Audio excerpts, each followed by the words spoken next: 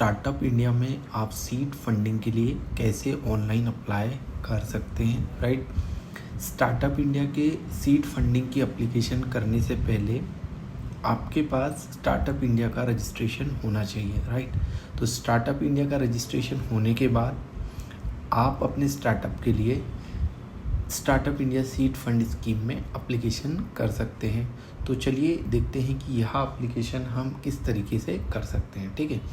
तो सबसे पहले आपको जाना है startupindia.gov.in की वेबसाइट पे आपको चले जाना है।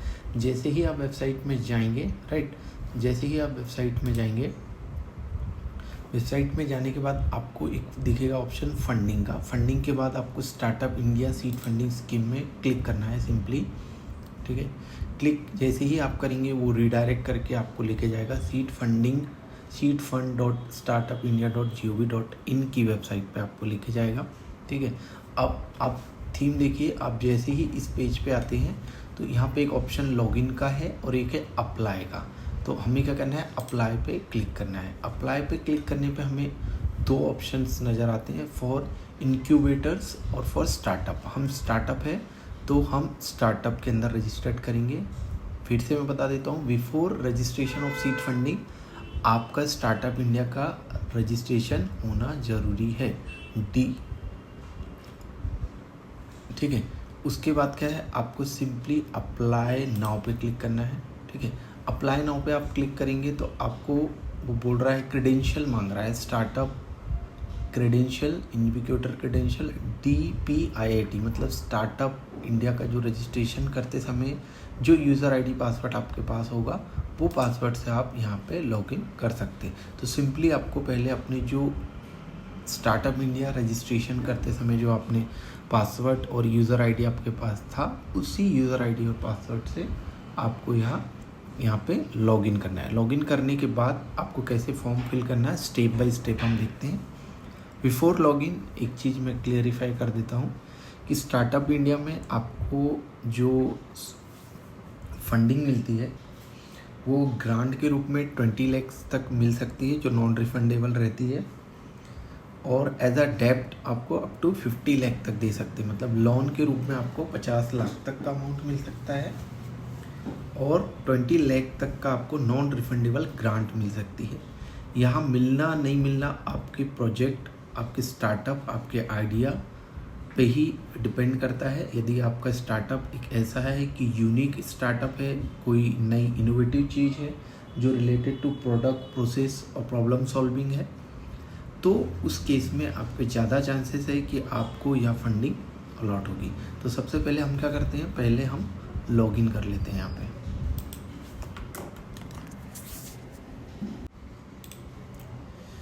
आप जैसे ही लॉगिन करेंगे क्रेडेंशियल में तो एप्लीकेशन गाइड या एप्लीकेशन फॉर्म ओपन हो जाएगा। यह एप्लीकेशन फॉर्म 1, 2, 3, 4, 5, 6, 7 पार्ट में डिवाइड है। सातों पार्ट को आपको फिल करना है। जैसे ही आप 7 पार्ट को फिल कर देंगे तो आपका एप्लीकेशन सक्सेसफुली कंप्लीट हो जाएगा और आप फिर सबमिट कर सकते हैं। लेकिन इम्पॉर्टेंट है कि हर एक पार्ट में आपको सही और सटीक जानकारी आपको देनी है ना। और मैं ऑनलाइन एप्लीकेशन फॉर्म इसलिए नहीं आपको बता रहा कि जब तक मैं पहला पार्ट फिल नहीं करूँगा तब तक सेकंड पार्ट में वो नहीं जाएगा और काफ़ी डीप इन्फॉर्मेशन इसमें लगती है। तो हम एक जो गाइडेंस PDF है उसके माध्यम से समझते हैं कि एप्लीकेशन को कैसे हमको फिल करना है, राइट। जैसे ही आप अपने क्रेडेंशियल से लॉगिन कर लेंगे, इन केस आपके पास क्रेडेंशियल नहीं है या आप भूल गए हैं तो आप फॉरगेट पासवर्ड का भी ऑप्शन स्टार्टअप इंडिया की वेबसाइट में लॉगिन में जाके फॉरगेट पासवर्ड भी कर सकते हैं। आपकी जो रजिस्टर्ड मेल आईडी उसमें OTP जाएगा, यहाँ से आप अपना पासवर्ड फॉरगेट कर सकते हैं और लॉगिन कर सकते हैं, राइट। तो सबसे पहला जो टैब है वो है ऑथोराइज रिप्रेजेंटेटिव का।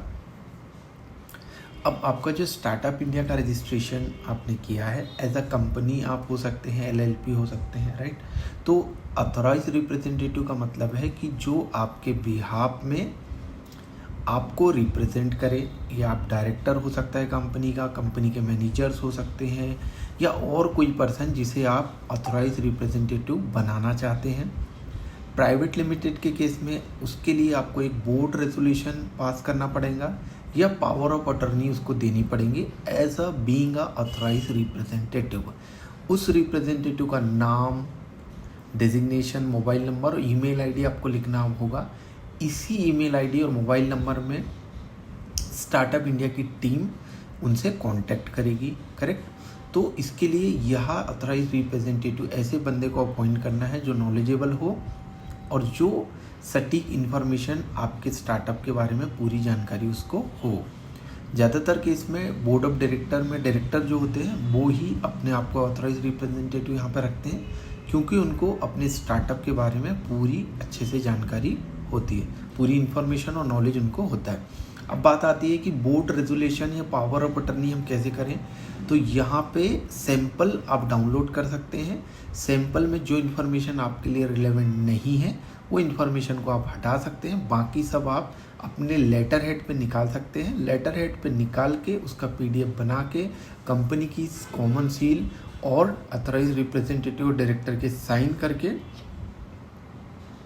आपको यहाँ पे उसको अपलोड करना होगा। तो एक ऑथराइजेशन लेटर आपको अपलोड करना होगा, एक बोर्ड रेजोल्यूशन आपको अपलोड करना पड़ेगा, और इनकेस आप पावर ऑफ अटर्नी देके किसी पर्सन को दे रहे हैं तो एक पावर ऑफ अटर्नी आपको यहाँ पे अपलोड करनी होगी, राइट। तो ये हो गया पहला पार्ट आपका, ऑथराइज रिप्रेजेंटेटिव आपने किया। सेव और नेक्स्ट करेंगे तो आप सीधे आ जाएंगे अगले वाले टैब पे, जो है एंटाइटी डिटेल, मतलब आपके स्टार्टअप की डिटेल यहाँ पे मांगेगा, जो कि बहुत बेसिक डिटेल है। कंपनी इनकॉर्पोरेशन नंबर जो ऑटो फिल में आ जाएगा, इनकेस आपका स्टार्टअप का रजिस्ट्रेशन ऑलरेडी है तो ऑटो फिल में आ जाएगा। फिर भी हम एक्सप्लेन कर रहे हैं यहाँ पे कि कंपनी इनकॉर्पोरेशन नंबर मतलब CIN नंबर आपको यहाँ लिखना है, जो आपको सर्टिफिकेट ऑफ इनकॉर्पोरेशन में आपको मिल जाएगा। इनकॉर्पोरेशन रजिस्ट्रेशन डेट आपको सर्टिफिकेट ऑफ इनकॉर्पोरेशन मिल जाएगी। कंपनी का पैन नंबर भी आपको सर्टिफिकेट ऑफ इनकॉर्पोरेशन में मिल जाएगा। स्टार्टअप मतलब कंपनी का एड्रेस आपको यहाँ पे कम्प्लीटली फिल करना है। स्टेट हो गया, सिटी कौन सी है, और कंप्लीट एड्रेस आपको यहाँ पे कम से कम 100 कैरेक्टर मैक्सिमम है, उसमें आपको यहाँ पे फिल करना है। सेव और नेक्स्ट करके आप आगे फिल कर सकते हैं, करेक्ट। अब देखिए, the detail of entity detail auto populated can not be edited, these data point are auto populated only for DPIIT recognised startup. जो स्टार्टअप DPIIT से रिकॉग्नाइज है, मतलब स्टार्टअप इंडिया का रजिस्ट्रेशन है, ये सारी चीज़ ऑटो फिल में आ जाएगी, आप उसको एडिट नहीं कर सकते। अब आते हैं हम नेक्स्ट टैब में, जो है स्टार्टअप डिटेल, जो काफ़ी इम्पोर्टेंट टैब है, जो कि थर्ड टैब है एप्लीकेशन का हमारा सीड फंडिंग का, ठीक है। इस टैब में वो क्या बोलता है कि आपको क्या क्या इंफॉर्मेशन इस टैब पे चाहिए।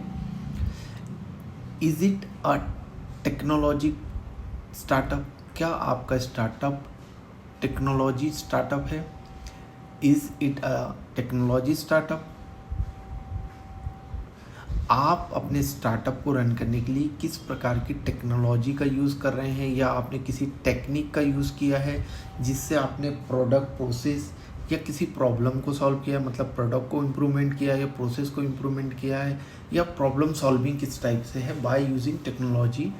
यदि है स्टार्टअप है, यूनिक होना ही चाहिए, आपकी टेक्निक यूनिक होना चाहिए, आपका प्रोडक्ट यूनिक होना चाहिए, या आपने प्रोसेस में कोई इनोवेशन लाया है, या आप किस तरीके से एग्जिस्टिंग चीज़ों को, प्रॉब्लमों को सॉल्व कर रहे हैं नया तरीके से, यूनिक तरीके से। तो यदि यस तो आपको यस करना है, नो तो नो करना है। और कुछ क्वेश्चंस यहाँ पे दिए गए हैं जिसके आंसर आपको मैक्सिमम 1000 कैरेक्टरिस्टिक में लिखना है, 1000 वर्ड में आपको मैक्सिमम यहाँ पे आंसर देने हैं।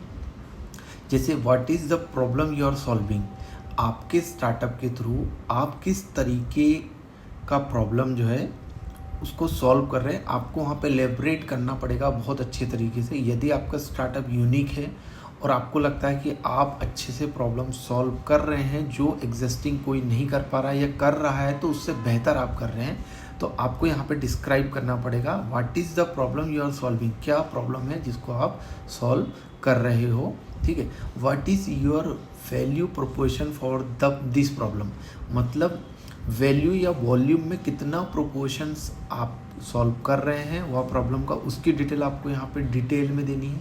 अगला क्वेश्चन है what is your unique selling point, आपका यूनिक सेलिंग पॉइंट क्या है, इसकी डिटेल आपको मैक्सिमम 1000 कैरेक्टर में देनी है। What is your target customer segment, कि आपके टारगेटेड कस्टमर कौन है, टारगेटेड ऑडियंस कौन सी है जो आपके प्रोडक्ट को बाय करेगी या जो आपकी यूनिकनेस है उसमें इंटरेस्ट दिखाएगी। ठीक है, तो ये 4 पॉइंट बहुत इंपॉर्टेंट है जो आपको बहुत ही अच्छे से आपको इसको ड्राफ्ट करके मिनिमम 1000 वर्ड में यहाँ पे पेस्ट करना है, जो कि काफ़ी इम्पॉर्टेंट है। चाहे तो आप एक प्रेजेंटेशन भी इसका बना सकते हैं, ठीक है, और उस प्रेजेंटेशन को लास्ट में अपलोड कर सकते हैं। ठीक है, अब नेक्स्ट स्टेप में हम आते हैं जो कि है स्टार्टअप टीम। यदि आप एक स्टार्टअप रन कर रहे हैं तो you must have a team. एक टीम के बिना स्टार्टअप कभी भी सक्सेसफुल नहीं हो सकता। एक ग्रेट टीम आपके पास होना ज़रूरी है, एक नॉलेजेबल टीम आपके पास होने ज़रूरी है। एक प्राइवेट लिमिटेड कंपनी है, स्टार्टअप में एक डिपार्टमेंट, बहुत सारे डिपार्टमेंट होते हैं, जैसे एक फाइनेंस डिपार्टमेंट होगा, मार्केटिंग डिपार्टमेंट होगा, अकाउंटिंग होगा, ठीक है, प्रोडक्ट मैनेजमेंट हो गया, स्टोर हो गया। या आपके स्टार्टअप पे डिपेंड करता है कि जिस टाइप का आपका काम कर रहे हैं उस टाइप आपके डिपार्टमेंट होंगे। पर common finance, account, HR, marketing, ये सारे डिपार्टमेंट होते हैं। तो इनमें कुछ एम्प्लॉई भी आपके होंगे। तो यहाँ पे हमें एम्प्लॉई की डिटेल फिल करनी है। उससे पहले आप एक स्टार्टअप कर रहे हैं तो आपके जो डायरेक्टर हैं they must have a LinkedIn profile, उनकी लिंक्डइन प्रोफाइल होगी। तो आप लिंक्डइन प्रोफाइल का URL यहाँ पे पेस्ट कर सकते हैं, या ऑप्शनल है, पर चाहे तो आप यहाँ पे पेस्ट कर सकते हैं, उसमें कोई प्रॉब्लम नहीं है। ठीक है, उसके बाद आपको number of full time employees आपके पास कितने हैं उसकी डिटेल देनी है। आप प्लस करके यहाँ से जितने चाहे इतने एम्प्लॉय ऐड कर सकते हैं। आगे क्या बोल रहा है, list of all team along with the number of full time employ in each team. आप यहाँ पे अपनी टीम को ऐड कर सकते हैं। जैसे 4 टाइप की टीम है, मार्केटिंग टीम हो गया, प्रोडक्शंस टीम हो गया, फाइनेंस टीम हो गया। तो टीम ऐड करना है और उसमें कितने मेंबर्स है उनकी लिस्ट आपको यहाँ पे ऐड करके आगे करती जानी है। इस प्रकार से ये टैब आपको सेव एंड नेक्स्ट करना है फिल करके। अब जैसे ही आप करते हैं तो अगले कॉलम में आप अगले टैब में आप आ जाते हैं, जो मोस्ट इम्पॉर्टेंट टैब है जिसके लिए हम ये एप्लीकेशन फिल कर रहे हैं या सबमिट कर रहे हैं, दैट इज़ फंडिंग डिटेल्स। अब बात करता हूँ फंडिंग डिटेल की। तो आपको क्वांटम ऑफ फंडिंग कितनी रिक्वायर्ड है वो आपको यहाँ पे फिल करना होगा। मैक्सिमम लिमिट जो है ग्रांट की वो 20 लाख है, जो कि नॉन रिफंडेबल है, और जो डेब्ट का पार्ट है वो मैक्सिमम आपका 50 लाख तक आपको प्रोवाइड किया जा सकता है इन्विक्यूटर की तरफ से, है ना। Subject to eligibility, subject to आपका यूनिकनेस, स्टार्टअप क्या है, यदि उनको वो चीज़ पसंद आती तो वो आपको ऑफर करेंगे। तो आपको यहाँ क्वांटम ऑफ फंड रिक्वायर्ड आपको डालना है। Fund deployed plan with board expense category, मतलब आप जो फंड यहाँ पे डाल रहे हैं, लेट सपोज आपने डाला 20 लाख रुपए, तो उस 20 लाख को आप कहाँ किस एक्सपेंस के बकेट में खर्चा करेंगे और कब से स्टार्ट करेंगे और कब तक वो खर्चा एंड हो जाएगा, right.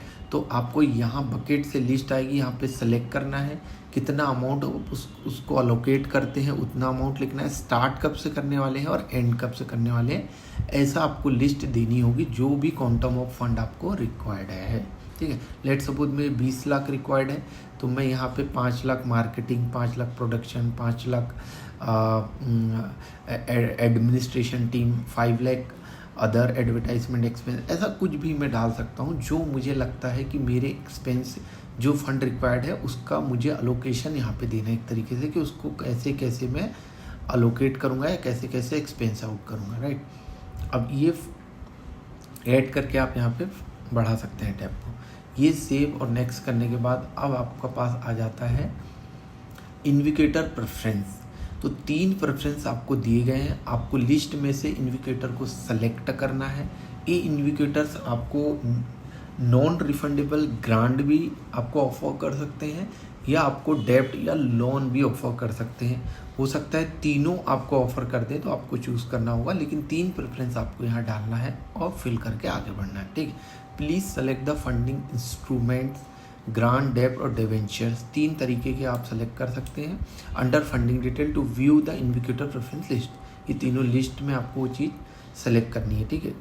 Indicator first, second, third, तो यहाँ पे आपको सेलेक्ट करना है डेब्ट में करना है, ग्रांट में करना है या डिवेंचर में करना है, ठीक है। तो लिस्ट से आप प्रेफरेंस अपना डाल सकते हैं। अब नेक्स्ट टैब में हम आते हैं अपलोड डॉक्यूमेंट वाला। ये बहुत इंपॉर्टेंट टैब है। यहाँ पे बोलता है video URL showing your product और योर बिजनेस मॉडल। एक ऑप्शनल है बट आप इसको ज़रूर डालिए। एक वीडियो आप अपने फ़ोन से रिकॉर्ड करिए आपके बिजनेस मॉडल के बारे में या तो आपके प्रोडक्ट के बारे में, अपने यूनिकनेस के बारे में, कैसे आप उस प्रोडक्ट या प्रोसेस या प्रॉब्लम को सॉल्व कर रहे हैं। तो पूरी डिटेल आप इस वीडियो के थ्रू, बहुत ही इम्प्रेसिव डिटेल आप रिकॉर्ड कर सकते हैं। और उसका यूआरएल कैसे बनाएंगे, उसको आप अपने गूगल ड्राइव में अपने वीडियो को अपलोड कर दीजिए। गूगल ड्राइव में आप राइट क्लिक करेंगे तो कॉपी यूआरएल का ऑप्शन आता है, वहाँ से यूआरएल कॉपी करके यहाँ पे डाल सकते हैं और वहाँ पे अलाउ टू ऑल कर देना, ताकि ये लोग जब वो इस यूआरएल क्लिक करें तो उनको वीडियो शो हो जाए, ठीक है। अब क्या है, upload any other relevant document which can help us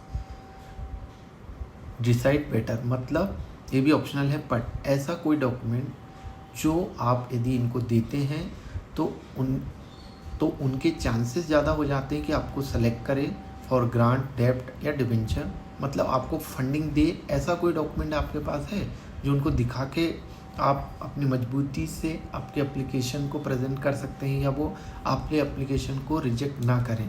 let suppose आपको कोई बहुत बड़ा टेंडर आपको मिल गया है गवर्नमेंट से, या आपने गवर्नमेंट के साथ कोई MOU साइन किया है जिसके लिए फ़ंड रिक्वायर्ड है, तो ऐसे रिलेवेंट डॉक्यूमेंट आप यहाँ पे अपलोड कर सकते हैं। यहाँ पे आपको कंडीशन पे क्लिक करना है और सेव करना है और एक बार आप सेव करके इसको सबमिट कर सकते हैं। जैसे ही आप सबमिट करेंगे, ठीक है, तो ये एप्लीकेशन आपका सबमिट हो जाता है। तो एप्लीकेशन को आप व्यू भी कर सकते हैं, रिव्यू कर सकते हैं, रिव्यू करने के बाद सबमिट कर सकते हैं। तो सबमिट करने के बाद जो रेफरेंस नंबर जो जनरेट होगा, आप इसी डैशबोर्ड के थ्रू उसका ट्रैकिंग कर सकते हैं। The detail regarding the progress of the application can be tracked from the same dashboard. इसी डैशबोर्ड पे लॉगिन करके आप अपनी एप्लीकेशन की प्रोग्रेस रिपोर्ट चेक कर सकते हैं। अब बात आती है, सर एप्लीकेशन तो हमने कर दिया, क्या हमें ग्रांट या डेब्ट या डिवेंचर या किसी भी टाइप से फंडिंग हमें मिल पाएगी? फंडिंग मिलने के लिए सबसे इम्पॉर्टेंट चीज़ है आपका जो स्टार्टअप है वो यूनिक होना चाहिए, क्योंकि आपने स्टार्टअप किया है तो there should be the uniqueness, मतलब आपका यूनिकनेस होना बहुत ज़रूरी है। किस टाइप की प्रॉब्लम आप सॉल्व कर रहे हैं, यदि एग्जिस्टिंग में भी कोई चीज़ है लेकिन आप वही चीज़ को अलग तरीके से सॉल्व कर रहे हैं, हो सकता है आप कॉस्ट सेविंग करके, हो सकता है आप ज़्यादा एम्प्लॉयमेंट जनरेट करके आप कर रहे हैं, हो सकता है आप कुछ पर्टिकुलर जियोग्राफिकल एरिया की चीज़ों को यूटिलाइज़ करके, जो बेस्ट चीज़ों को यूटिलाइज़ करके प्रॉब्लम सॉल्व कर रहे हैं। मतलब कि ये है कि आपके आइडिया में दम होना चाहिए और वो यूनिकनेस होना चाहिए। यदि आपके आइडिया में यूनिकनेस है और आप चेंजेस ला रहे हो तो डेफिनेटली आपको फंडिंग मिलने के चांसेस ज़्यादा हो सकते हैं, ठीक है। तो चाहिए जल्दी से अपना एप्लीकेशन आप यहाँ से अप्लाई करिए। Thank you so much for watching this video and keep subscribe.